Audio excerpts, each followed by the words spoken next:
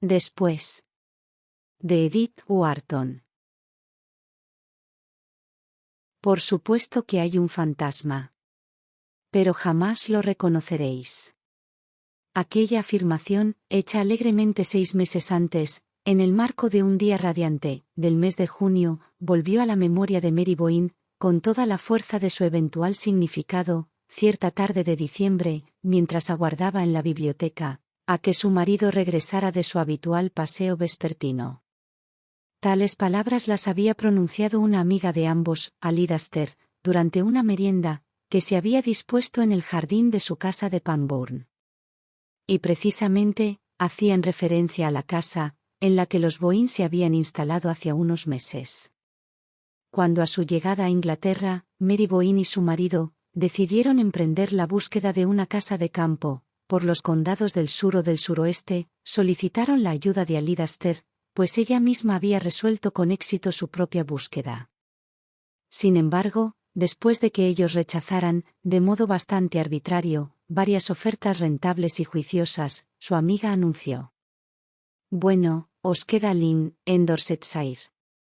Pertenece a uno de mis primos, y podríais haceros con ella, a un precio de ganga». Los motivos, que justificaban que la casa pudiese adquirirse en semejantes condiciones, lejanía de las estaciones de tren, ausencia de luz eléctrica, de agua caliente y de otras necesidades básicas, fueron determinantes para convencer a aquellos dos americanos románticos, que con morbosa obstinación, gustaban de las incomodidades, que los de su clase asociaban alborozados, con ciertos anacronismos arquitectónicos. «No creería estar viviendo en una casa antigua, a menos que me sintiese absolutamente incómodo», insistía con jocosidad Edward Boyne, el más extravagante de los dos. «Ante la más mínima sensación de confort, me invadiría la impresión de haber adquirido la casa en una exposición, con todas sus estancias numeradas, y recién montadas de nuevo». A continuación, se pusieron a glosar, con cómica precisión, sus muchas aprensiones y exigencias, resistiéndose a creer que la casa que su amiga les recomendaba, fuese realmente Tudor, hasta que les aseguraron que carecía de calefacción, que la iglesia local estaba literalmente en ruinas, o hasta que les corroboraron la deplorable inconstancia del abastecimiento de agua. «Es demasiado incómoda para ser real», exclamaba Edward Boyne, que cuantos más inconvenientes conseguía sonsacarle a la señora Astor, más exultante se mostraba. Sin embargo, se interrumpió bruscamente para preguntar con súbita desconfianza: «¿Y fantasma? ¿Nos has estado ocultando el hecho de que no hay fantasma?». En aquel instante, Mary también se había echado a reír, pero pese a la hilaridad general, no había podido dejar de percibir un repentino desfallecimiento, en la burlona respuesta de Alida. «Bueno, en Dorsetshire hay fantasmas por todas partes, ya lo creo». Sí, pero eso no me sirve. No quiero tener que viajar 15 kilómetros, para ver el fantasma de otro. Quiero uno mío en mi propia casa. ¿Hay o no fantasma en Lynn?». Su ocurrencia provocó la carcajada de Alida, y fue entonces, cuando ella salió con aquella respuesta inquietante: «Por supuesto que hay uno. Pero jamás lo reconoceréis». «¿Qué quieres decir con eso de que nunca lo reconoceremos?». «Pero, ¿qué otra cosa justifica a un fantasma, sino el hecho de que se sepa que lo es?». «No lo sé, pero esa es la leyenda», respondió la señora Astor. «Existe un fantasma, pero nadie sabe que lo es», insistió Edward Boyne. «Bueno. No, hasta después». «¿Hasta después?». «Hasta mucho, mucho después». «Pero, una vez identificado como presencia ultraterrena, ¿cómo es que no se han transmitido sus señas de identidad, de generación en generación? ¿Cómo se las ha arreglado el tal fantasma, para preservar su anonimato?». Alida se había limitado a menear la cabeza. «No me preguntéis cómo, pero así ha sido». Y entonces, un buen día, al cabo del tiempo, se dice uno a sí mismo: «Aquel era el fantasma». «¿Es eso lo que quieres decir, Alida?», intervino Mary. La estremeció el silencio sepulcral, que su pregunta provocó en el regocijo de los otros, y percibió la sombra de aquella misma desazón, aleteando en las claras pupilas de Alida. Supongo que sí. Uno solo tiene que esperar. Al cuerno con esperar, exclamó Edward. La vida es demasiado corta para disfrutar de un fantasma de forma retrospectiva. ¿No podríamos encontrar algo mejor, Mary? Pero, al parecer, no estaban destinados a encontrarlo, porque 3 meses después de su conversación con la señora Ster, la pareja se hallaba instalada en Lynn, iniciando la vida con la que habían soñado, hasta el punto de haberla planeado hasta en sus mínimos detalles cotidianos.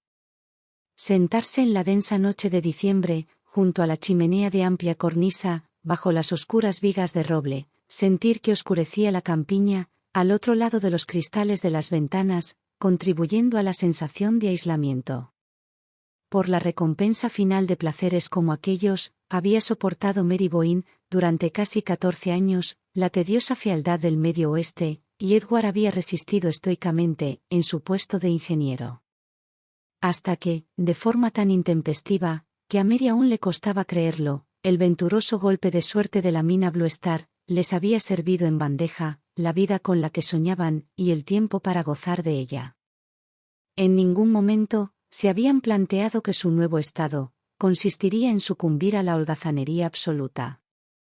Sin embargo, la intención de ambos era dedicarse, exclusivamente, a actividades placenteras. Ella se veía a sí misma, dedicada a la pintura y a la jardinería, y él, aspiraba a poner en marcha su libro, Fundamento Económico de la Cultura, largamente planeado. Con un trabajo tan absorbente por delante, la existencia no podía ser excesivamente alienante, ni le sería posible apartarse demasiado del mundo, ni sumirse demasiado en el pasado. El viejo caserón gris, oculto bajo una loma, conservaba vestigios de una larga relación con el pasado. A ojos de los Boyne, el mero hecho de no ser ni desproporcionadamente grande, ni en modo alguno excepcional, en lo que a su arquitectura se refería, lo hacía más apreciable, en un cierto sentido, el de haber sido, a lo largo de los siglos, el acogedor decorado de existencias íntimas y olvidadas. Probablemente, las vidas que acogió entre sus paredes, no habrían sido de las más apasionantes. Sin duda, durante largas temporadas, el tiempo habría descendido sobre la casa, tan calladamente, como habría caído la llovizna de otoño, hora tras hora, sobre el estanque rodeado de tejos. Pero, de cuando en cuando, en el parsimonioso transcurrir de aquel remanso de vida, se producirían inesperados chispazos de emoción. Y desde el primer momento, Mary Boyne había podido percibir el roce accidental de aquel pasado. Nunca había sido dicha percepción más aguda que aquella tarde de diciembre, en la que Mary se levantó de donde había estado sentada, y permaneció un rato de pie, entre las sombras que proyectaba el fuego de la chimenea en la biblioteca, esperando la llegada de Edward. Su marido había salido después del almuerzo, a dar una de sus largas caminatas por la campiña. Últimamente, ella había notado que prefería no ir acompañado en tales ocasiones, y con la convicción, fruto de la larga convivencia, había llegado a la conclusión de que estaba preocupado con el libro, y que necesitaba las tardes para reflexionar a solas, sobre cuestiones no resueltas durante las mañanas de trabajo. A decir verdad, el tema del libro no marchaba tan bien como ella había imaginado, y las líneas de ansiedad, que ahora se habían instalado en el ceño de su esposo, no habían sido visibles durante sus días como ingeniero. Por aquel entonces, el cansancio le dejaba a menudo al borde de la enfermedad, pero la desazón jamás había hecho mella en su frente. No obstante, las escasas páginas que hasta el momento le había leído a ella, la introducción y una sinopsis del capítulo inicial, evidenciaban que algo no iba bien. Aquello la tenía sumida en un profundo desconcierto, porque, ahora que él había liquidado el negocio y sus molestas contingencias, quedaba eliminado el único motivo de ansiedad posible. A no ser que se tratase de su salud. Pero su aspecto físico había mejorado considerablemente, desde que se mudaron a Dorsetshire. Se le veía más saludable, más lozano, con la mirada más despejada. Pero hacía apenas una semana, Mary había advertido en él un cambio indescriptible, que la desasosegaba durante su ausencia, y que en su presencia la dejaba taciturna, como si fuese ella quien tuviese algún secreto que guardar. De repente, en un rapto de lucidez, la asaltó la duda de que pudiese existir un secreto entre ellos. Contempló la amplia habitación en penumbra que la rodeaba. ¿Será la casa?, se preguntó pensativa. Incluso aquella misma habitación podría contener indecibles misterios. A medida que caía la tarde, estos parecían acumularse, como sucesivas capas de aterciopeladas sombras, cayendo desde el techo, desde las sombrías paredes repletas de libros, desde la escultura de la chimenea, ennegrecida por el humo. Claro, la casa está encantada, pensó.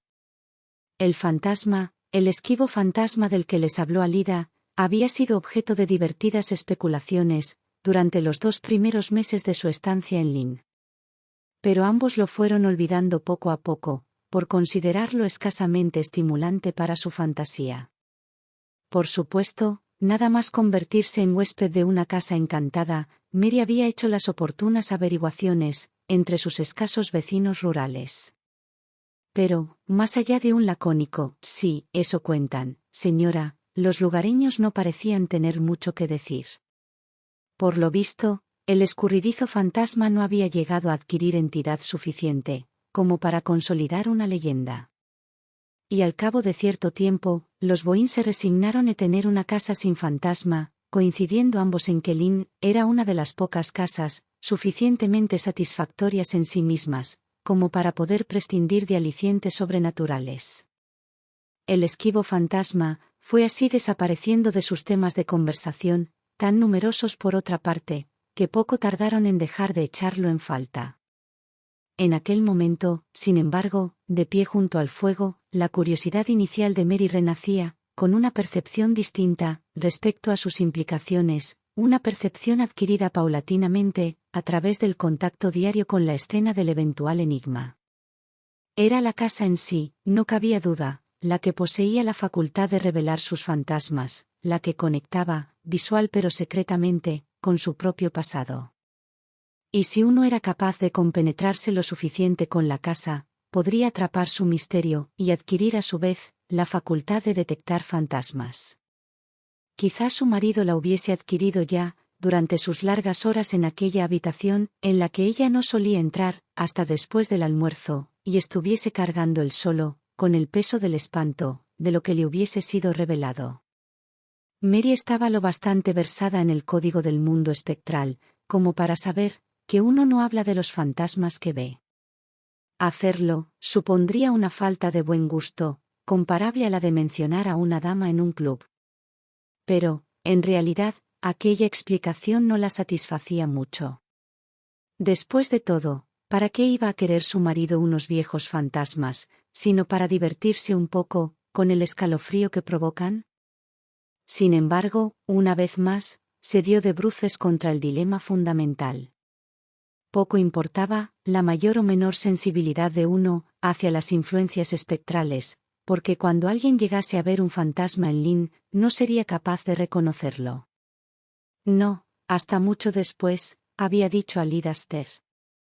Bueno, bien pudiera ser que Edward hubiese visto uno, nada más llegar a la casa, pero que hiciera tan solo una semana, que era consciente de lo que le había sucedido. Más sugestionada, a medida que caía la noche, volvió a recordar los primeros días de su estancia en la casa, con el propósito de rememorar la alegre algarabía que había supuesto desembalar, ordenar, organizar los libros, y llamarse el uno al otro, desde remotas esquinas de la casa, a medida que se les iban mostrando los sucesivos tesoros de su nueva residencia. En aquella particular retrospección, le vino a la memoria cierta cálida tarde del pasado octubre, en la que ella se encontraba efectuando una inspección más sosegada del viejo caserón, cuando, como una heroína de novela, presionó un panel que se abrió a su contacto, dejando al descubierto unas angostas escaleras, que conducían a un saliente del tejado. La vista desde aquel secreto balcón resultó ser deliciosa, y Mary se había lanzado escaleras abajo, para arrancar a Edward de sus papeles, y brindarle el regalo de su descubrimiento. todavía recordaba cómo, de pie sobre el estrecho alféizar, apoyado sobre una de las chimeneas del tejado, la había rodeado él con sus brazos, mientras las miradas de ambos volaban hacia la larga y ondulada línea del horizonte de la campiña, para luego volver a posarse, complacidas, en el arabesco de los tejos que bordeaban el estanque, y en la sombra que el cedro proyectaba sobre el césped. Y ahora, miremos el panorama del otro lado, había dicho Edward, haciéndola girar con suavidad en el hueco de su brazo. Pegada al cuerpo de él, Mary se había quedado ensimismada, ante lo que se le antojaba un bonito y enorme boceto, ante el panorama del patio de paredes grises, y la avenida de tilos, que se prolongaba hasta la carretera, bajo las lomas. Justo entonces, mientras miraban abrazados, sintió ella que se relajaba el brazo de Edward, y escuchó un enérgico «vaya», que hizo que se volviera a mirarle. Sí, recordaba claramente haber percibido entonces una sombra de angustia, de estupor más bien, atravesando el semblante de su marido. Siguiendo la mirada de él, había podido divisar la figura de un hombre, vestido, según le pareció distinguir, con ropa gris y desaliñada, descendiendo a paso lento por la avenida de Tilos, en dirección al patio, con los andares vacilantes de quien busca el camino de entrada. Su corta vista no alcanzó sino a componer la borrosa impresión de alguien de aspecto anodino y constitución enjuta, con cierto aire extranjero, en su persona y en su atuendo. Pero parecía que su marido había visto más allá, tanto, como para apartarla a un lado, con un brusco «espera aquí» y precipitarse por la escalera de caracol, sin preocuparse de tenderle una mano, para ayudarla a bajar. Un ligero vértigo la obligó a detenerse unos instantes, sujetándose a la chimenea, contra la que ambos habían estado apoyados previamente, para luego seguir a su marido hasta abajo, extremando la cautela. Una vez en el ático, se detuvo de nuevo, por algún motivo más difícil de precisar, y reclinada sobre la barandilla de roble, aguzó la mirada hacia abajo, hacia la profundidad oscura y moteada por el sol. Permaneció allí, hasta que oyó cerrarse una puerta, en algún rincón de la casa. A continuación, bajó mecánicamente los tramos de escalera, hasta alcanzar el vestíbulo de la planta baja. La puerta de entrada permanecía abierta a la tibia luz del patio, y tanto el vestíbulo como el patio parecían vacíos. La puerta de la biblioteca se encontraba asimismo abierta, y tras aguardar en vano, por si escuchaba el sonido de voces provenientes del interior, cruzó en un instante el umbral y encontró a su marido solo, hurgando distraídamente entre los papeles de su mesa. Él alzó la vista, como sorprendido por su entrada repentina. Pero había desaparecido de su expresión la sombra de angustia. Incluso le pareció a Mary que se le veía algo más radiante y relajado de lo habitual. ¿Quién era ese hombre? ¿Qué quería?, preguntó ella. ¿A quién te refieres?, repitió él, sin haberse repuesto aún del sobresalto. Al hombre que vimos caminando en dirección a la casa. Pareció meditarlo largamente. ¿El hombre? Ah, creí haber visto a Peters, el fontanero. Corrí tras él, para comentarle un par de cosas, sobre los desagües de los establos, pero cuando bajé, ya se había esfumado. ¿Esfumado? Pero, si cuando le vimos desde arriba, venía caminando muy lentamente. Edward Boyne se encogió de hombros. Eso mismo pensé yo, pero en el intervalo debió de entrarle prisa. ¿Qué te parece si intentamos subir hasta el monte Meldon, antes de que se ponga el sol? Ahí había quedado la cosa. En un principio, el incidente apenas significó nada. La fascinación que experimentó, ante la que fuese su primera panorámica desde el monte Meldon, una cima que habían deseado ascender desde que habían divisado su limpio contorno, alzándose sobre los achaparrados tejados de Lynn, hizo que a Mary se le borrase instantáneamente aquel hecho de la memoria.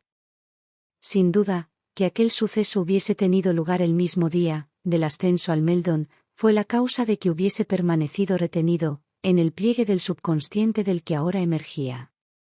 Porque, en sí mismo, nada había tenido de particular. En aquel momento, le había parecido lo más natural, que Edward bajase corriendo desde el tejado, para dar alcance a los técnicos que llegaban a la casa, para arreglar las tuberías. Y a decir verdad, vista desde lejos, la figura gris se parecía bastante a Peters, el fontanero. Sin embargo ahora, al repasar la fugaz escena, Mary se percataba de que la explicación de su marido contradecía la inquietud que había visto reflejada en su semblante. ¿Por qué habría de ponerle tenso la familiar presencia de Peters?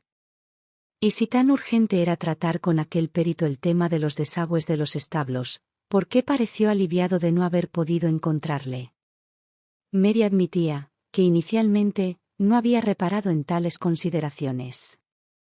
Sin embargo, dada la prontitud con que ahora reaparecían en sus cavilaciones, tuvo la repentina impresión de que siempre habían estado ahí, aguardando su momento.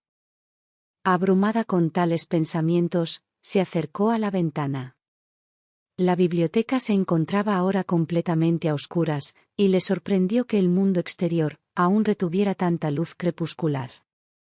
Mientras miraba hacia afuera, a través del patio, una figura cobró forma, en afilada perspectiva de escuetas líneas.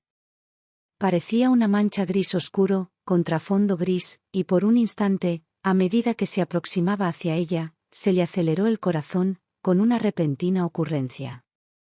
«Es el fantasma», se dijo. En el lapso de aquel largo instante, Mary tuvo tiempo de presentir que el hombre que viese 2 meses atrás, de forma fugaz y borrosa, estaba a punto de manifestarse ahora, en su predestinado momento, como alguien bien distinto a Peters. Se le cayó el alma a los pies, ante el miedo de aquel descubrimiento inminente. Pero, casi coincidiendo con el sonido del segundero del reloj, y a medida que iba cobrando densidad y personalidad, la difusa silueta se fue perfilando ante su precaria vista, hasta que la reconoció, por fin, como la de su marido. Se volvió hacia él, en cuanto entró, para hacerle partícipe de su tonto error. «Es completamente ridículo», bromeó ella desde el umbral, «pero nunca me acuerdo». «¿De qué no te acuerdas?», preguntó Boín, cuando estuvo a su lado. «De que uno nunca reconoce al fantasma de Lynn cuando lo ve». Mary había apoyado la mano en su manga, y allí la dejó él, sin que ninguna respuesta modificara su gesto, o la expresión de su semblante, preocupado y exhausto. «¿Creíste verlo?», preguntó, al cabo de una pausa considerable. «Bueno, en realidad, querido, en mi loca obsesión por descubrirlo, te confundí a ti con el fantasma». «¿Me confundiste con el fantasma?», bromeó Edward, dejando caer los brazos, y apartándose de Mary, coreó débilmente su risa. «Realmente, querida, será mejor que desistas, en esa obsesión tuya por el fantasma. Es lo que deberías hacer». «Sí, desisto». «Pero, ¿y tú?», preguntó, volviéndose súbitamente hacia él. Acababa de entrar la doncella, con unas cartas y un candil, por lo que la luz cayó de lleno sobre el rostro de Boín. «¿Y tú?», insistió malévolamente Mary, cuando la criada se retiró, para proseguir con su tarea de iluminar el resto de la casa. «¿Yo qué?», repuso Edward como ausente. Mientras inspeccionaba las cartas, la luz realzaba el inconfundible signo de ansiedad de su entrecejo. «Si tú ya has renunciado a ver al fantasma». A ella le latía un poco de más el corazón, a causa del experimento que estaba realizando. Su marido, apartando las cartas a un lado, avanzó hacia la penumbra de la chimenea. «Yo nunca lo he intentado», dijo, desprendiendo el envoltorio de uno de los periódicos. «Bueno, claro», insistió ella. «Lo desesperante es que no sirve de nada intentarlo, puesto que uno no tiene constancia de que lo ha visto, hasta mucho después». Él comenzó a desplegar el diario, como si apenas le prestase atención. Pero, tras una pausa, durante la cual no dejaban de crujir espasmódicamente entre sus manos las hojas del periódico, levantó la cabeza, para preguntar de forma intempestiva. «¿Tienes idea de cuánto tiempo después?». Mary se había sentado en una silla baja junto al fuego. Alzó la mirada desde su asiento, sobrecogida al comprobar cómo el perfil de su marido se proyectaba sombríamente contra el aro de luz del candil. No, ninguna. ¿Y tú? Repuso ella, retomando su anterior pregunta con mayor ahínco. Boín estrujó el periódico, doblándolo una y otra vez, y contra toda lógica, se aproximó con él hacia el candil. No, por el amor de Dios, se explicó con cierta impaciencia. Solo me refería a si existe alguna leyenda o tradición al respecto. No que yo sepa, respondió ella.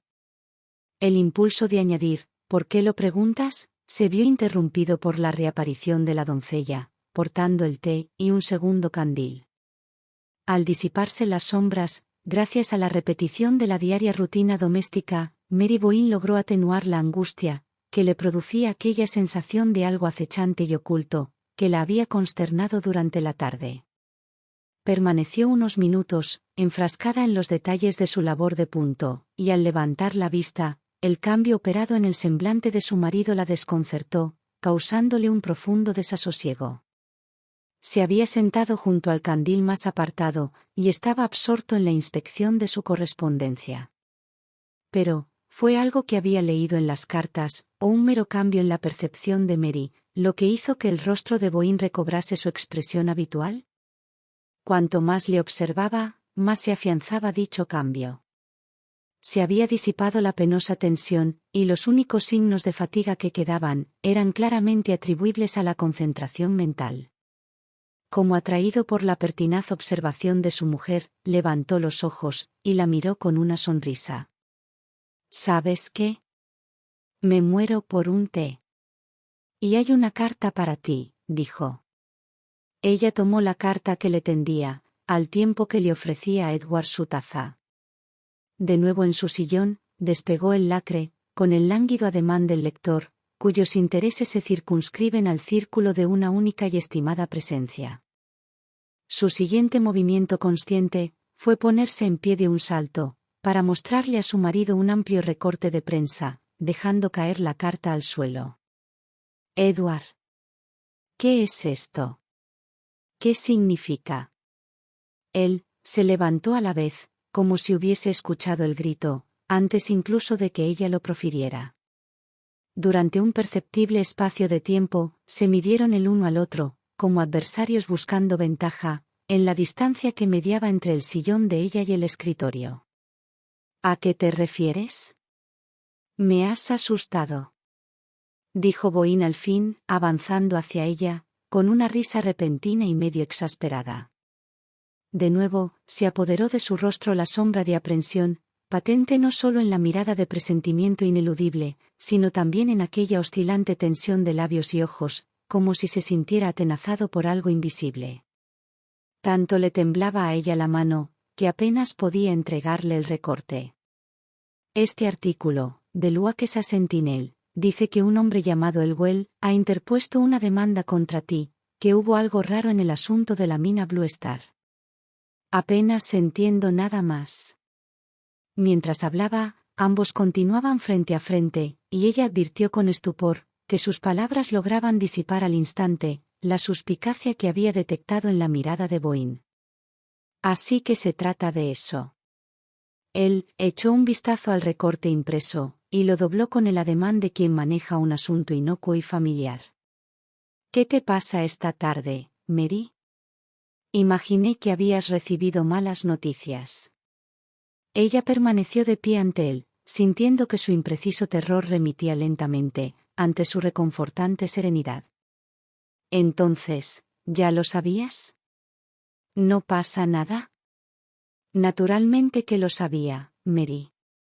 Y no pasa nada. Pero, ¿de qué se trata? No lo entiendo. ¿De qué te acusa ese hombre? Prácticamente de todos los delitos habidos en lo que va de año. Boín había soltado el recorte, y se había acomodado en una butaca junto al fuego. ¿Quieres escuchar la historia? No es particularmente fascinante. Un conflicto de intereses en la Blue Star. Pero, ¿quién es el tal Elwell? No me suena ese nombre. Bueno, es un tipo al que metí en el negocio, le eché una mano. Te hablé de él en su momento. Qué raro. Lo habré olvidado. En vano intentó ella forzar la memoria. Pero, si le ayudaste, ¿por qué te corresponde el de esta forma? Seguramente lo enganchó algún picapleitos listillo y lo convenció. Todo es bastante técnico y complejo. Creía que te aburrían ese tipo de cosas. Su mujer sintió una punzada de culpabilidad. En teoría, desaprobaba la inhibición de las esposas americanas respecto de los asuntos profesionales de sus maridos. Pero en la práctica, siempre le había costado seguir con atención la información de Edward sobre las transacciones que llevaba a cabo. Por otra parte, desde el primer momento, había sido de la opinión de que, en un entorno donde las comodidades de la existencia únicamente se podían lograr a costa de esfuerzos tan titánicos como los invertidos por su esposo en sus asuntos profesionales, los escasos momentos de ocio que podían disfrutar debían emplearse en evadirse de las preocupaciones inmediatas, escapando hacia la vida que siempre soñaron vivir. Una o dos veces, desde que esta nueva vida les envolviera en su círculo mágico, se había preguntado Mary si había hecho bien. Pero, hasta la fecha, tales conjeturas no habían sido más que incursiones retrospectivas, propias de una imaginación vigorosa. Ahora, por primera vez, la asombraba descubrir lo poco que en realidad sabía acerca de los pilares materiales sobre los que se asentaba su felicidad. Volvió a mirar de soslayo a su marido, aliviada por la placidez de su semblante. Pese a ello, sintió la necesidad de apuntalar su tranquilidad con argumentos más sólidos. Pero, ¿no te inquieta esa demanda? ¿Por qué no me has hablado nunca de ello? Él respondió a ambas preguntas a la vez. Al principio no te hablé de ello, precisamente porque me preocupaba. Me irritaba, mejor dicho. Pero todo es ya agua pasada. Quien te escribe debe de haber cogido un número atrasado del Sentinel. Mary sintió un alivio instantáneo. ¿Quieres decir que ya pasó todo? ¿Perdió el caso? La respuesta de Boyne se hizo esperar un poco. Se retiró la demanda. Eso es todo. Ella volvió a insistir, como para evitarse el remordimiento de haberse dejado convencer con excesiva facilidad. ¿La retiró porque sabía que no tenía posibilidades? Bueno, realmente no tenía ninguna posibilidad. Ella aún trataba de vencer una vaga incredulidad rezagada en sus pensamientos. ¿Cuánto hace que fue retirada? Él vaciló, como si retornaran fugazmente sus anteriores recelos. Acaban de notificármelo, pero lo esperaba desde hace tiempo. ¿Ahora mismo, en una de tus cartas? Sí, en una de mis cartas. Ella no dijo nada. Simplemente advirtió que al cabo de unos minutos, él se levantó para cruzar la habitación y sentarse junto a ella en el sofá. Sintió que le pasaba el brazo por encima de los hombros, que su mano buscaba la suya y la estrechaba, y al volverse ella lentamente, atraída por la calidez de su mejilla, encontró la risueña claridad de su mirada. ¿Está todo bien? ¿Todo bien? Le preguntó desde la marejada de sus temores a medio desvanecer. Boyne la atrajo hacia sí, riendo. Te doy mi palabra, de que todo está mejor que nunca. De entre la gran cantidad de cosas, rematadamente extrañas, que sucedieron al día siguiente, lo que ella acabaría recordando, como lo más desconcertante, fue la repentina y total recuperación de su sentido de la seguridad. Estaba ya en el aire, cuando despertó en la oscura habitación de techo bajo, la había seguido hasta la mesa del desayuno en la planta baja, la emitía el chisporroteo de la chimenea, y se reproducía en los contornos de la tetera georgiana, y en sus estriados relieves. Como en un tío vivo, desfilaron ante ella los imprecisos temores del día anterior, incluido el momento de intensa ofuscación, suscitada por el artículo de prensa. Era como si su transitoria desazón ante el futuro, y su intempestiva evocación del pasado, hubiesen saldado entre sí, viejas deudas, en relación a alguna obligación moral pendiente.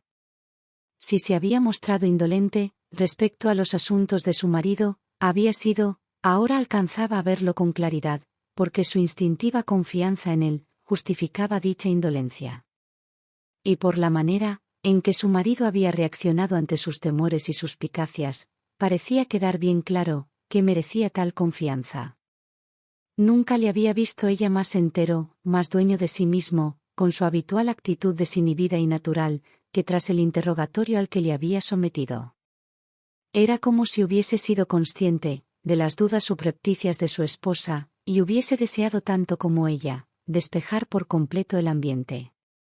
Gracias a Dios, el ambiente estaba ahora tan despejado, como la radiante luz, casi veraniega, del día que encontró Mary al salir de la casa, para iniciar su ronda diaria por los jardines. Había dejado a Boín ante su escritorio, permitiéndose al pasar junto a la puerta de la biblioteca, echar una última mirada a su rostro relajado, mientras se quedaba allí, inclinado sobre sus papeles, con su pipa en la mano. Mary se disponía ahora a acometer sus propios quehaceres matutinos. En días de invierno, tan extraordinarios como aquel, tales quehaceres consistían en vagar sin rumbo por los diferentes rincones de su propiedad, como si la primavera estuviese ya actuando sobre arbustos y setos. Se abrían aún tantas posibilidades inagotables ante ella, tantas oportunidades de reavivar la gracia letargada de aquel viejo lugar, sin incurrir en desatinos, que los meses de invierno apenas le daban, para planificar lo que habría de llevarse a cabo en primavera y otoño. Por otra parte, la recobrada sensación de seguridad que la embargaba esa mañana, confería una satisfacción adicional a sus paseos por aquel tranquilo y entrañable entorno.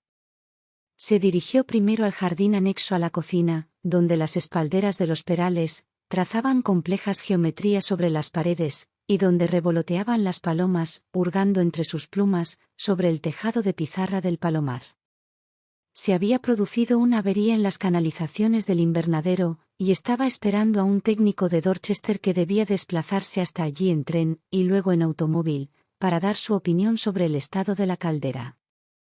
Pero cuando se adentró en el calor húmedo del invernadero, entre híbridos aromas, y aterciopelados rosas y rojos de ancestrales flores exóticas, comprobó que el tipo en cuestión no había llegado. Y siendo el día demasiado espléndido, como para malgastarlo en una atmósfera artificial, volvió a salir, y caminó lentamente a través del mullido césped, hasta los jardines traseros de la casa. En el extremo más apartado, se levantaba un terraplén de hierba, desde el cual, por encima del estanque y de los setos de tejo, se disfrutaba de una bonita perspectiva de la fachada de la casa, con sus chimeneas torneadas, y las azuladas sombras proyectadas por los ángulos de sus tejados, bañado todo en la dorada humedad del aire. Vista desde allí, tras la línea uniforme de los tejos, bajo la luz suave y envolvente, con las ventanas abiertas y las chimeneas humeando acogedoras, la casa se le antojaba a Mary, una hospitalaria presencia humana, un cerebro que hubiese madurado de forma gradual, hasta transformarse en un asoleado muro de experiencia. Nunca antes había tenido ella un sentimiento tan intenso de intimidad con la casa, ni mayor convicción de que todos sus secretos eran bien intencionados, guardados, como se le solía decir a los niños, por el bien de uno. Nunca antes había creído tan firmemente en el poder de la casa, para mezclar su vida y la de Edward, con las armónicas vicisitudes de la larguísima historia que iba forjando allí, plantada al sol. Oyó unos pasos a sus espaldas, y se giró, esperando encontrar al jardinero, acompañado por el ingeniero de Dorchester. Pero una única silueta se recortó ante su vista, la de un hombre de constitución menuda y aspecto juvenil, que por razones imposibles de precisar en aquel instante, no se correspondía en absoluto con su idea preconcebida de un técnico en calderas para invernaderos. Al verla, el recién llegado se quitó el sombrero, y se detuvo con aire de caballero, un viajante, tal vez, deseoso de dejar claro, lo antes posible, que su intromisión era involuntaria. Ocurría a veces, que la fama local de Lynn atraía a los turistas más avispados, y Mary casi esperaba que el forastero ocultase una cámara fotográfica, o que justificase su presencia allí, sacando una, de un momento a otro. Pero no hizo ademán de nada de eso, y al cabo de unos segundos, ella preguntó, en un tono acorde con las educadas maneras de él. ¿Desea usted ver a alguien? Venía a ver al señor Boyne, contestó él. Más que su acento, fue su entonación, la que resultaba vagamente americana. Y ante el deje familiar, Mary le observó con mayor detenimiento. El ala de su sombrero de fieltro le tapaba el rostro, que así oscurecido, y según pudo apreciar ella con su corta vista, parecía circunspecto, como el de alguien que viene por negocios, con actitud civilizada, pero plenamente al tanto de sus derechos. Ciertas experiencias pasadas habían familiarizado a Mary con este tipo de peticiones, pero ella respetaba escrupulosamente las horas matutinas de su marido, y dudaba que él le hubiese concedido a alguien permiso para perturbarlas. ¿Tiene una cita con el señor Boyne?, preguntó. Él vaciló, como si no hubiese esperado la pregunta. No es exactamente una cita.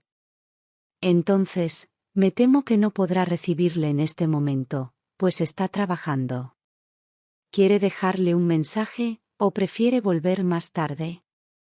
Levantando otra vez el sombrero, el visitante respondió que volvería más tarde, y se marchó en dirección a la entrada de la casa. Cuando su silueta se alejaba, descendiendo el sendero, flanqueado por los setos de tejos, Mary le vio detenerse un instante, para contemplar la plácida fachada, bañada por el tenue sol invernal. La asaltó de repente el tardío remordimiento de que habría sido más considerado preguntarle si venía de lejos, y en tal caso, ofrecerse a averiguar si su marido podía recibirle. Pero mientras reflexionaba sobre ello, el hombre desapareció de su vista tras un seto con forma piramidal. Además, en aquel preciso instante, reclamó su atención la llegada del jardinero, acompañado de un técnico en calderas de Dorchester, de barba entrecana. La reunión con el técnico derivó en cuestiones tan complejas, que finalmente, éste tuvo que retrasar su regreso en tren, tras haber conminado a Mary a pasar la mañana en su compañía, para debatir largamente sobre los invernaderos. Concluidas las deliberaciones, Mary cayó en la cuenta de que faltaba poco para la hora del almuerzo. Se apresuró hacia la casa, casi esperando que su marido saliese a su encuentro. Pero en el patio no encontró más que a un ayudante del jardinero, que rastrillaba la gravilla.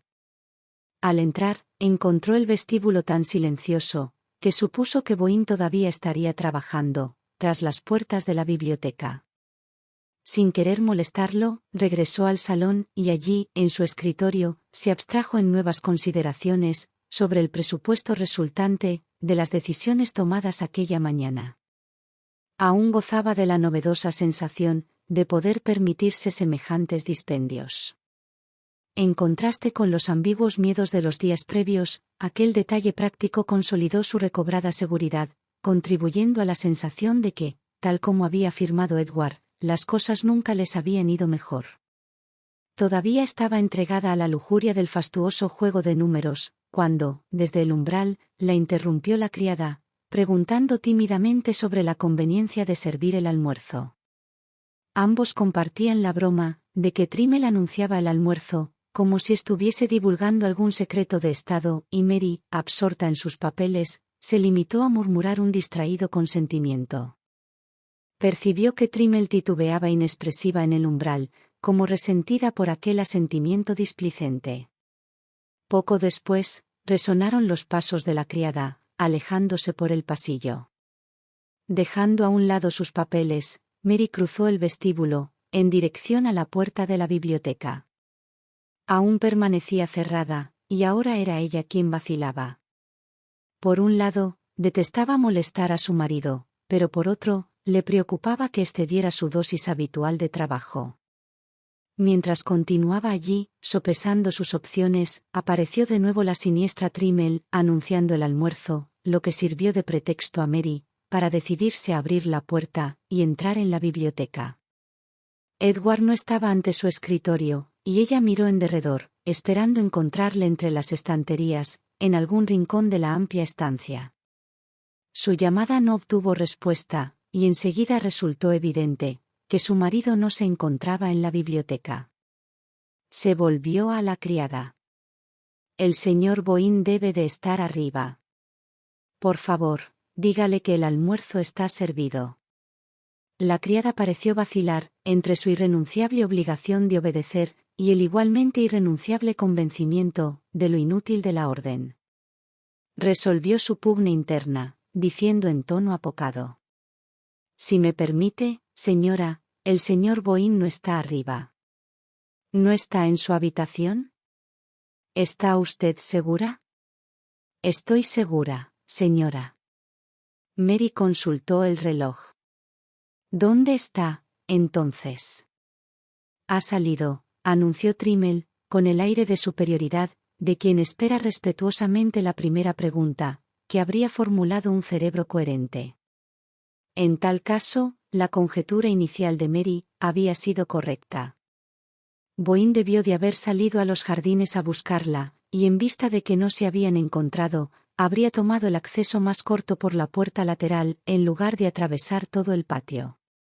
Ella cruzó el hall en dirección a las puertas de cristal que daban directamente al jardín de los tejos, pero la criada, tras otro instante de debate interno, se atrevió a intervenir. «Si me lo permite, señora, el señor Boín no se marchó por ahí». Mary se volvió. «¿A dónde fue? ¿Y cuándo?» «Se marchó por la puerta principal y subió por la avenida, señora». En Trimmel, no responder a más de una pregunta a la vez era cuestión de principios. «¿Subió por la avenida? ¿A estas horas?» Mary se dirigió a su vez a la puerta principal y escudriñó el patio, dirigiendo la mirada hacia el túnel de desnudos tilos. Pero aquella perspectiva resultó tan infructuosa como la inspección que había llevado a cabo previamente, antes de entrar en la casa. ¿No dejó el señor Boín ningún mensaje? Trimmel pareció sucumbir a una última batalla contra las fuerzas del caos. «No, señora. Simplemente salió con el caballero». «¿Con el caballero? ¿Qué caballero?» Mary se giró en redondo, como dispuesta a hacer frente a esta nueva contingencia. «El caballero que vino a visitarle, señora», dijo Trimmel con resignación. «¿Cuándo ha venido un caballero a visitarle?» «Explíquese, Trimmel». Únicamente el hecho de que estaba hambrienta y deseosa de exponerle a su marido el asunto de los invernaderos justificaba aquella inusual severidad hacia la criada. Y pese a todo, era lo suficientemente objetiva como para advertir en los ojos de Trimmel el desafío incipiente del subordinado sumiso al que se ha presionado en exceso. «No sabría decirle la hora exacta, señora, porque no fui yo quien abrió al caballero», replicó, con aire de haber decidido obviar magnánimamente el inusitado arrebato de su señora. «¿No le abrió usted la puerta?» «No, señora. Cuando sonó el timbre me estaba cambiando, y fue Agnes quien abrió». «En ese caso, vaya y pregúntele a Agnes», la interrumpió Mary. Trimmel conservó su expresión de paciente indulgencia. «Agnes no lo sabe, señora, porque, lamentablemente, se quemó la mano, ajustando la mecha del nuevo candil que trajeron de la ciudad». Mary era consciente de que Trimmel había renegado desde el principio del nuevo candil. «Y entonces, la señora Dockett envió en su lugar a la Pinche». Mary consultó de nuevo el reloj. «Son más de las 2. Vaya a preguntarle a la Pinche si el señor Boín dejó algún recado». Sin más demora, se dispuso a almorzar. Trimmel le trajo noticias de que, según la Pinche, el caballero había llegado hacia la 1, y que el señor Boín se había marchado con él, sin dejar ningún recado. La Pinche ni siquiera sabía el nombre del visitante, porque éste lo había anotado en un trozo de papel, que acto seguido había doblado, pidiendo que se le entregara inmediatamente al señor Boín. Mary continuó especulando sobre el tema durante el almuerzo. Cuando terminó de comer, y Trimmel le llevó el café al salón, sus elucubraciones habían adquirido un punto de desasosiego. No era propio de Boín ausentarse sin avisar, a una hora tan intempestiva, y la dificultad de identificar al visitante hacía su desaparición aún más inexplicable. La experiencia de Mary, como esposa de ingeniero, sujeto a llamadas urgentes y horarios irregulares, la había curtido para aceptar con filosofía aquel tipo de imprevistos. Pero al retirarse de los negocios, Boín había adoptado un ritmo de vida benedictino. Como compensación por los años de dispersión y ajetreo, de almuerzos de pie, y cenas engullidas entre los traqueteos del vagón comedor del tren, cultivaba los placeres de la puntualidad y de la rutina, lo cual contrastaba con el gusto de su esposa por la improvisación. Mantenía que los espíritus exquisitos hallaban infinitos grados de delectación en la previsible y constante repetición de sus hábitos. No obstante, puesto que ninguna vida puede protegerse por completo contra lo imprevisto, resultaba evidente que las precauciones de Boín fallaban de vez en cuando. Y Mary concluyó que se habría deshecho de un visitante inoportuno, paseando con él hasta la estación o al menos acompañándole durante parte del trayecto. Aquella conclusión puso fin a su preocupación. Se dispuso a salir, para reanudar sus conversaciones con el jardinero.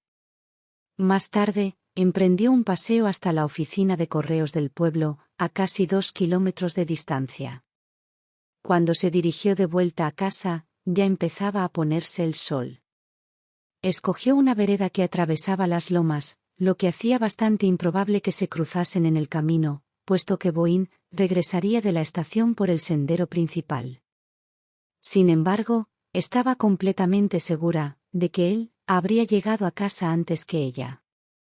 Tan segura estaba, que en cuanto entró, se dirigió directamente a la biblioteca, sin detenerse siquiera a preguntarle a Trimmel.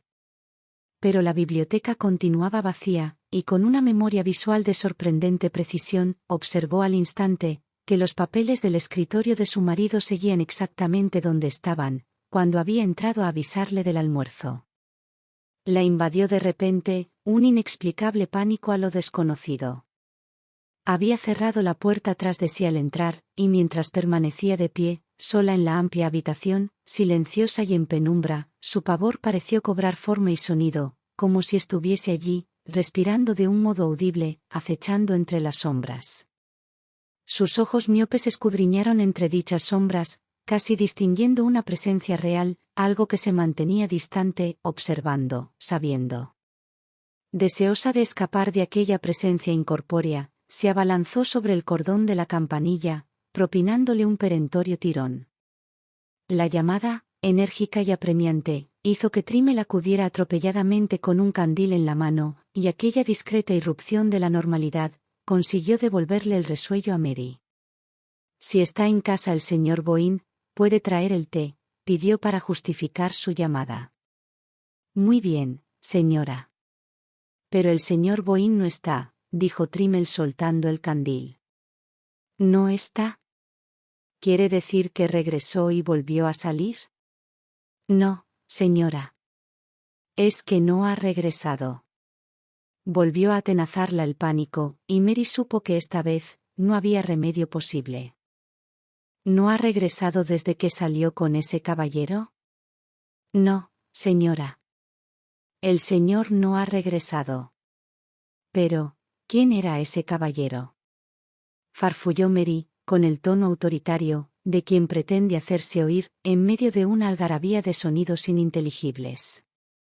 «No sabría decírselo, señora». De pie junto al candil, Trimmel parecía de repente menos robusta y lozana, como si también a ella la eclipsara una creciente sombra de duda. «Pero la Pinche tiene que saberlo». «¿No fue la Pinche quien le abrió la puerta?» «Ella tampoco lo sabe, señora, porque el caballero escribió su nombre en un papel doblado». En su desconcierto, Mary era consciente de que ambas estaban designando al visitante desconocido mediante un pronombre abstracto, en lugar de hacerlo mediante la fórmula tradicional que hasta el momento había mantenido sus alusiones en los límites de las convenciones sociales. «Pero tiene que tener un nombre». ¿Dónde está el papel? Se dirigió al escritorio, y empezó a remover los documentos, amontonados arbitrariamente sobre él. Lo primero que llamó su atención fue una carta a medio escribir, de puño y letra de su marido, con una pluma atravesada sobre ella, como abandonada con motivo de algún deber acuciante. Mi querido Parvis, ¿quién era Parvis? Acabo de recibir su carta, notificándome el fallecimiento de Elwell. Y aunque supongo que ahora no existe ya riesgo de problemas, sería más seguro. Apartó la hoja a un lado, y continuó con su inspección, pero no descubrió ningún papel doblado entre las cartas, ni entre los documentos promiscuamente apilados en un mismo montón, como en un gesto de precipitación o nerviosismo. Pero la Pinche lo vio. Hágala venir de inmediato, ordenó Mary, preguntándose cómo había sido tan torpe, de no haber pensado antes en una solución tan simple. Trimmel desapareció en una fracción de segundo, a obedecer la orden, como aliviada de salir de la habitación. Cuando, momentos después, reapareció, trayendo consigo a la consternada ayudante de cocina, Mary había recobrado su autocontrol, y tenía preparadas sus preguntas. Sí, dijo la Pinche, que ella supiese, el caballero era desconocido. Pero, ¿qué había dicho? Y sobre todo, ¿qué aspecto tenía? La respuesta a la primera pregunta era sencilla, por la desconcertante razón de que apenas había dicho nada. Simplemente, preguntó por el señor Boyne, y garabateando algo en un trozo de papel, pidió que se lo entregaran enseguida. Entonces, ¿no sabe lo que escribió? ¿Ni siquiera está segura de que fuese su nombre? La Pinche no estaba segura, pero suponía que así era, puesto que lo había anotado, a raíz de preguntarle ella a quién debía anunciar. Cuando le llevó la nota al señor Boyne, ¿qué dijo él? La Pinche creía que el señor Boyne no había comentado nada, aunque no estaba muy segura, porque, cuando acababa de entregarle la nota, y la estaba desdoblando, se dio cuenta de que el visitante la había seguido hasta la biblioteca, y ella se retiró, dejando solos a los dos caballeros. Pero, entonces, si los dejó en la biblioteca, ¿cómo sabe que salieron juntos de la casa? Este último desafío sobrepasó la capacidad de expresión de la empleada. Resultaba evidente que se había rebasado el límite de su resistencia. La obligación de acudir a la puerta, a recibir a un visitante, ya había subvertido tanto el orden habitual de las cosas, que sus facultades estaban completamente trastornadas, por lo que, tras varios penosos esfuerzos evocativos, solo fue capaz de balbucir. Su sombrero era algo diferente, por así decirlo, señora. ¿Diferente? ¿Cómo diferente?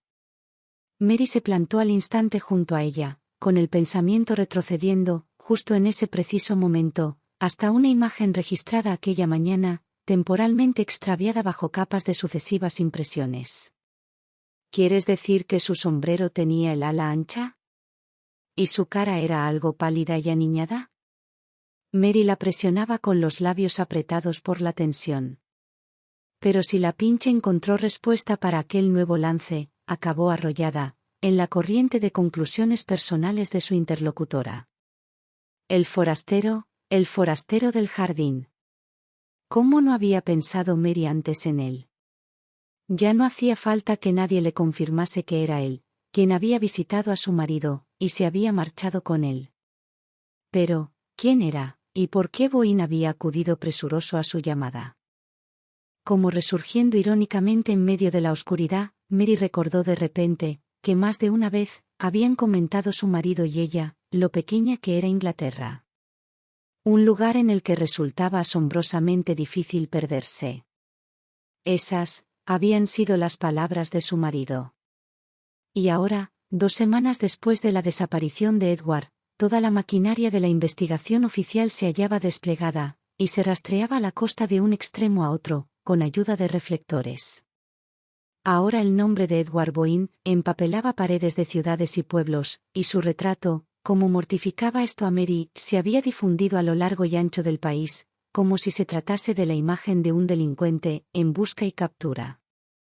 Ahora la pequeña isla, tan aglutinada y poblada, patrullada por la policía, investigada y controlada por la ley, se manifestaba como una esfinge, poseedora de insondables enigmas, que reaccionaba con mirada impasible a la tribulación contenida en los ojos de su esposa, con el perverso regocijo de estar en conocimiento de algo que los demás no llegarían a saber jamás.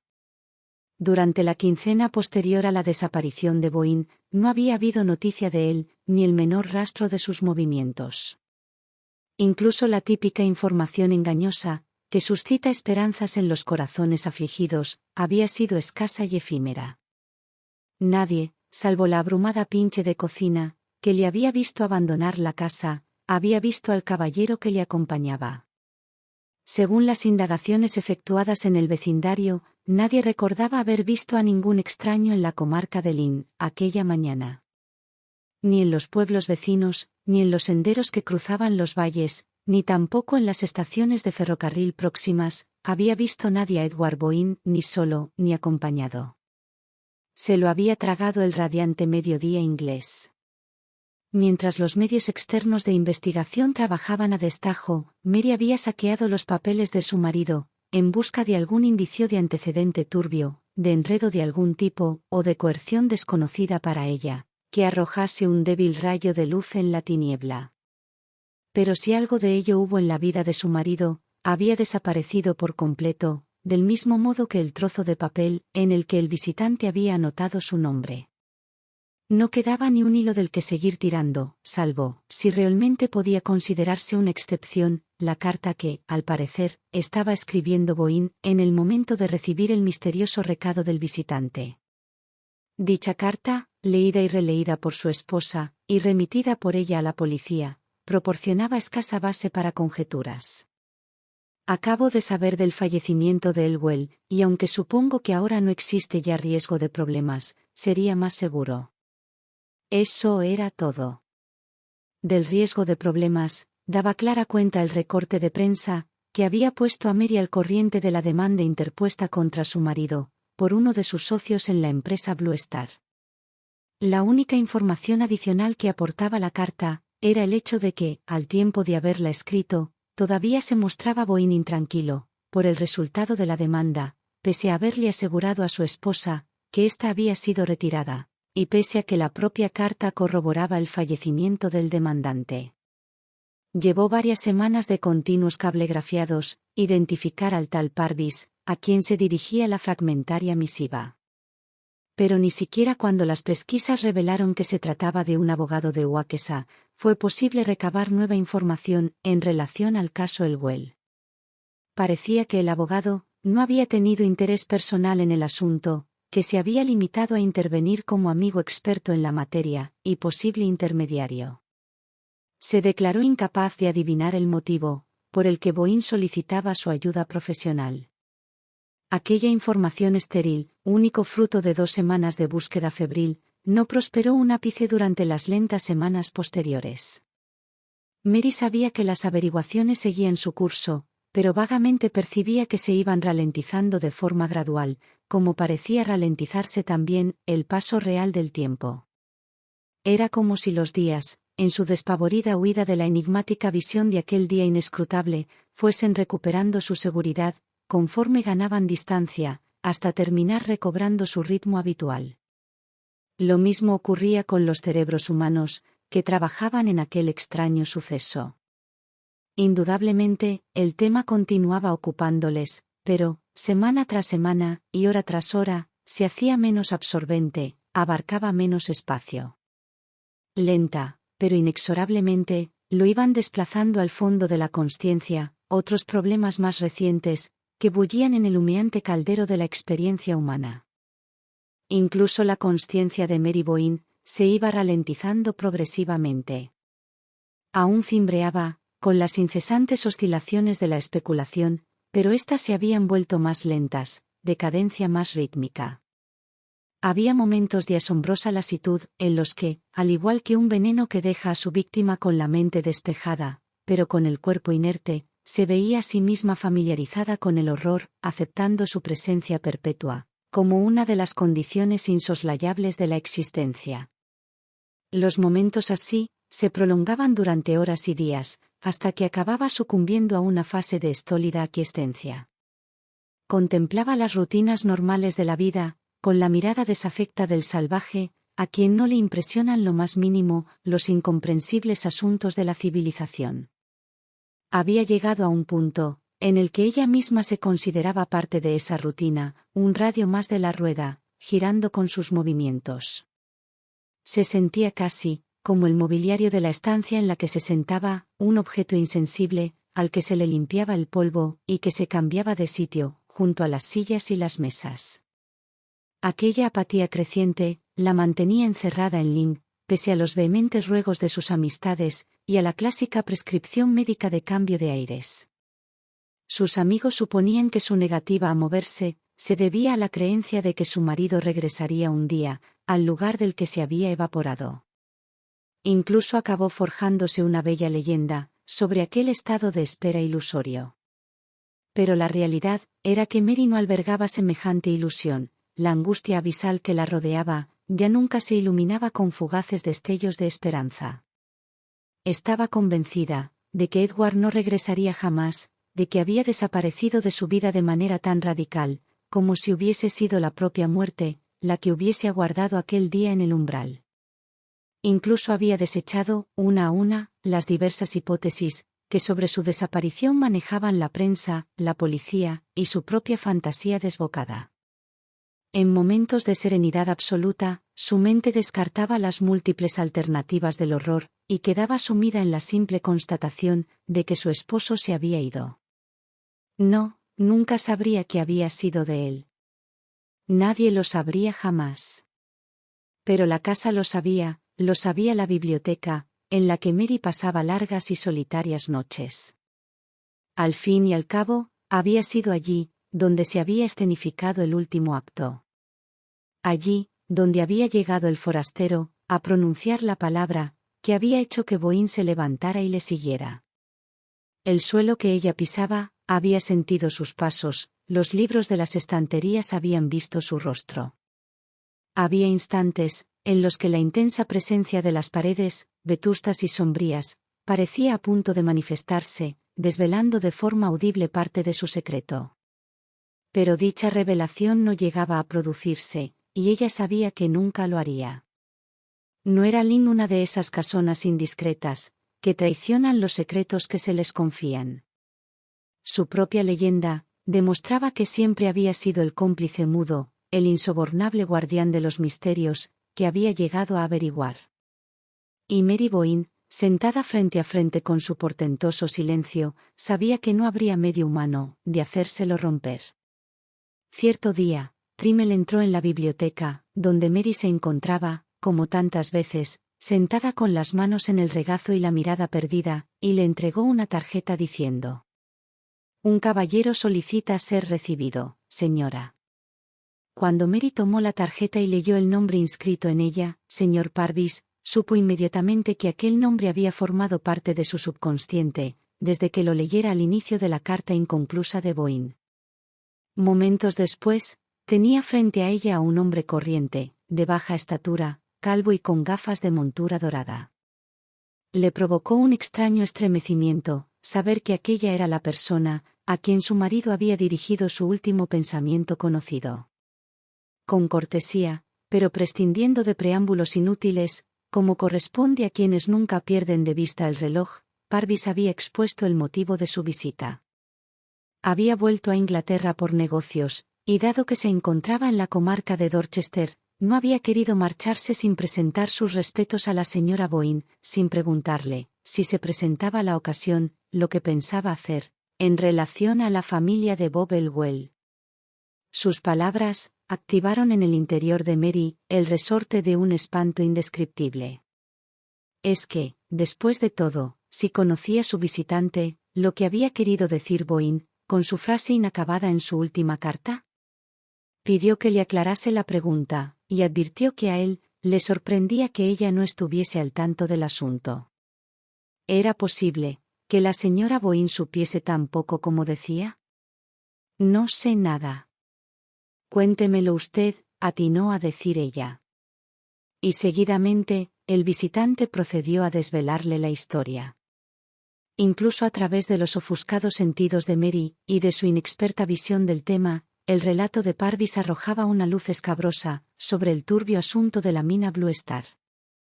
Su marido había hecho fortuna en aquel brillante negocio, a costa de adelantarse a otro sujeto, menos atento a la oportunidad. La víctima de su astucia había sido el joven Robert Elwell, que había metido a Boyne en el plan Blue Star. Ante las expresiones de estupor de Mary, Parvis le dirigió una mirada pensativa, a través de sus gafas imparciales. Bob Elwell no fue suficientemente listo, eso es todo. Si lo hubiera sido, las cosas se habrían desarrollado a la inversa, y se la hubiese jugado a Boyne de la misma manera. Este tipo de cosas suceden todos los días en los negocios.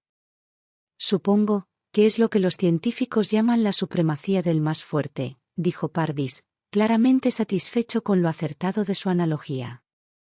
Mary sintió un espasmo físico ante la siguiente pregunta que intentaba formular, como si las palabras que estaban al borde de sus labios tuviesen un sabor nauseabundo. Entonces, ¿acusa usted a mi marido de hacer algo reprobable? El señor Parvis consideró la pregunta sin inmutarse. Oh, no. Ni siquiera digo que no fuese correcto. Recorrió con la mirada los largos estantes de libros, como si alguno de ellos pudiese proporcionarle la definición que buscaba. No digo que no fuese correcto, pero tampoco digo que lo fuese. Eran negocios. No se le ocurrió, después de pensarlo detenidamente, una forma mejor de expresarlo. Mary permanecía sentada, mirándole con expresión de pavor. Se le antojaba que él era el indiferente e implacable emisario de algún poder maléfico. Haciendo un esfuerzo, consiguió decir.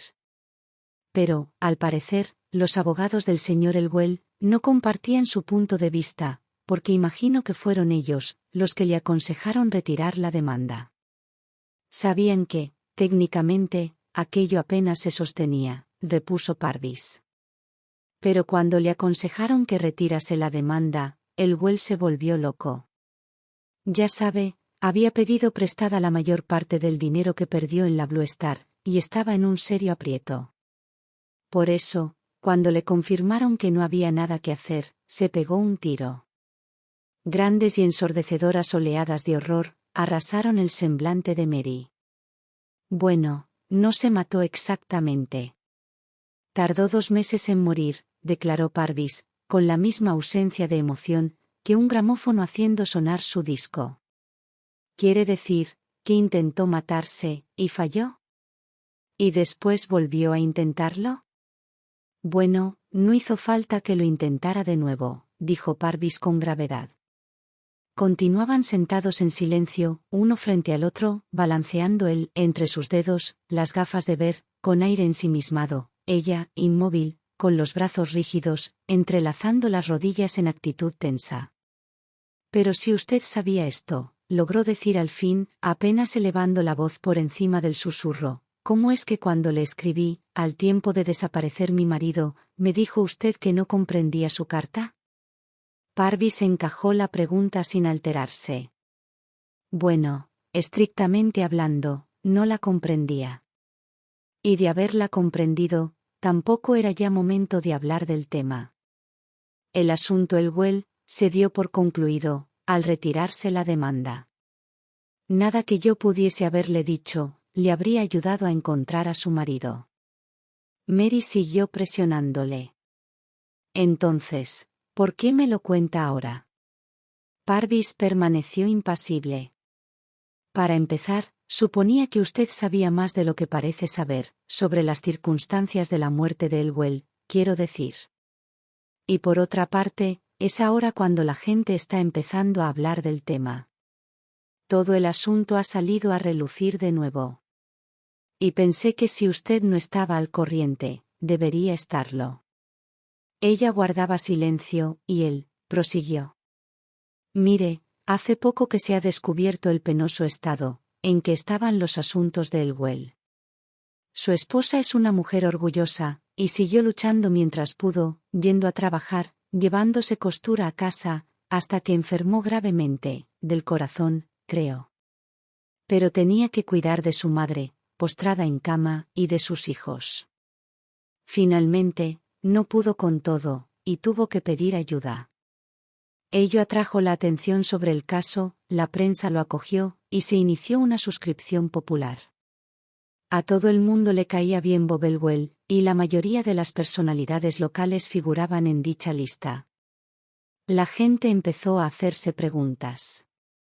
Le alargó a Mary un periódico, que ella misma desplegó con parsimonia, recordando al hacerlo, la tarde que, en aquella misma habitación, la lectura de un recorte del Sentinel había zarandeado por vez primera los cimientos de su estabilidad. Al abrir el diario, sus ojos, deslumbrados por los fulgurantes titulares, la viuda de la víctima de Boeing, abocada a la caridad, recorrieron la columna de texto, que figuraba al pie de dos retratos. El primero era de su marido, tomado de una fotografía, realizada durante el año que llegaron a Inglaterra. Era la fotografía que más le gustaba a ella, la misma que estaba arriba, en el buró del dormitorio. Al reencontrarse sus ojos con los de la fotografía, se sintió incapaz de leer lo que se decía de su esposo, y una punzada de dolor la hizo entrecerrar los párpados. Pensé, que tal vez, estaría dispuesta a incluir su firma, oyó decir a Parvis. Abrió los ojos con esfuerzo, y su mirada recayó sobre la otra imagen. Pertenecía a un hombre de aspecto juvenil, de complexión menuda, vestido con ropa vulgar, con los rasgos algo desdibujados por la sombra de un sombrero de ala prominente. ¿Cuándo había visto ella antes ese perfil? Se quedó mirando la foto aturdida, con el corazón golpeando en su garganta y sus oídos. Entonces lanzó un grito. Este es el hombre que vino a ver a mi marido. Oyó a Parvis ponerse en pie de un respingo, y de forma confusa, fue consciente de haberse acurrucado en un extremo del sofá, y de que él se inclinaba sobre ella alarmado. Con un intenso esfuerzo se rehízo, y recogió el periódico que había dejado caer. Este es el hombre. Le reconocería en cualquier parte. Sollozó, con una voz que retumbó como un alarido en sus tímpanos. La voz de Parvis le llegaba desde muy lejos, desde el abismo infinito de un zigzagueante laberinto, desdibujado por la niebla. Señora Boeing, ¿no se encuentra usted bien? ¿Desea que avise a alguien? ¿Le traigo un vaso de agua? No. Escúcheme, se incorporó, aproximándose hacia él, agarrando el periódico con el puño crispado. Se lo estoy diciendo. Este es el hombre, le conozco. Habló conmigo en el jardín. Parvis le arrebató el periódico, y enfocó sus gafas directamente sobre el retrato. No puede ser, señora Boeing. Este es Robert Elwell. ¿Robert Elwell? Su demudado rostro pareció surcar el espacio. Entonces, fue Robert Elwell, quien vino a por Edward. ¿Está usted diciendo que Robert Elwell vino a ver a su marido? ¿El mismo día que su marido se marchó? La voz de Parvis se debilitaba, a medida que se elevaba la de ella. Se inclinó un poco, imponiéndole una mano fraternal, como si quisiera inducirla gentilmente a sentarse de nuevo. No puede ser. Entonces, Elwell ya había muerto. ¿No se acuerda? Mary tomó asiento, con la mirada clavada en la fotografía, ajena a lo que él le decía. ¿No recuerda la carta inacabada que me dirigió su marido, la que encontró usted aquel día en el escritorio? Fue escrita justo después de que se enterara de la muerte de Elwell. Ella percibió cierto temblor extraño en la voz monocorde de Parvis. Seguro que lo recuerda, insistía él. Sí, Mary lo recordaba. Y era eso lo que más la horrorizaba. Elwell había fallecido el día anterior a la desaparición de su marido. Aquel era el retrato de Elwell. El retrato del hombre que había conversado con ella en el jardín. Levantó la cabeza y paseó la mirada lentamente por la biblioteca. También la biblioteca podría atestiguar que aquel era el retrato del hombre, que entró aquel día, interrumpiendo a Edward en su carta inconclusa. Abriéndose paso entre las densas brumas de su memoria, Mary alcanzó a oír el lejano eco de unas palabras casi olvidadas, unas palabras pronunciadas por Alidaster en el jardín de Pangbourne, mucho antes de que Boyne y su esposa hubiesen visto la casa de Lynn, o imaginado que algún día vivirían en ella. «Este es el hombre que habló conmigo», repitió. Miró de nuevo a Parvis. Este procuraba disimular su consternación, bajo lo que él imaginaba una expresión de compasión indulgente, pero las comisuras de sus labios estaban azules. «Cree que estoy loca», pensó Mary, «pero yo no soy ninguna loca». De repente, se le ocurrió la manera de probar su afirmación. Permaneció callada en su asiento, controlando el temblor de sus labios, aguardando hasta estar segura de que su voz adquiriría su tono habitual. Entonces, clavando la mirada en Parvis, dijo: «¿Podría responderme a una pregunta? ¿Cuándo intentó suicidarse el señor Elwell?» «¿Cuándo? ¿Por qué me pregunta usted eso?», balbució él. «Quiero saber la fecha. Es importante. Trate de recordar, por favor». Era consciente de que Parvis cada vez se sentía más intimidado por ella. «Tengo un motivo», insistió Mary con delicadeza. Sí. Es que no me acuerdo. Unos 2 meses antes, diría yo, contestó el abogado. Necesito la fecha exacta, repitió ella. Parvis cogió el periódico. Aquí podremos verlo, dijo él, aún complaciente. Recorrió la página con la mirada. Aquí está. En octubre pasado, el día. Ella le interrumpió. El día 20, ¿no? Observándola atentamente, él le confirmó. Sí, el 20. ¿Cómo lo sabía? Lo sé ahora. Su mirada perpleja pasó por encima de él. El domingo 20. Ese día vino por primera vez. La voz de Parvis era apenas audible. ¿Vino por primera vez? Sí. Entonces, ¿le vio usted 2 veces? Sí, 2 veces, susurró ella, con los ojos muy abiertos. La primera ocasión fue el 20 de octubre. Recuerdo bien la fecha, porque fue el día que subimos por primera vez al monte Meldon. Sintió ganas de reír para sus adentros, al pensar que, de no ser por aquel detalle, quizá lo habría olvidado. Parvis seguía escrutándola, como intentando interceptar su mirada. Le vimos desde el tejado, prosiguió ella. Bajaba por la avenida de los Tilos, en dirección a la casa. Iba vestido de la misma forma en que aparece en esa foto. Mi marido le vio primero. Se asustó y bajó delante de mí. Pero no había nadie abajo. Se había esfumado.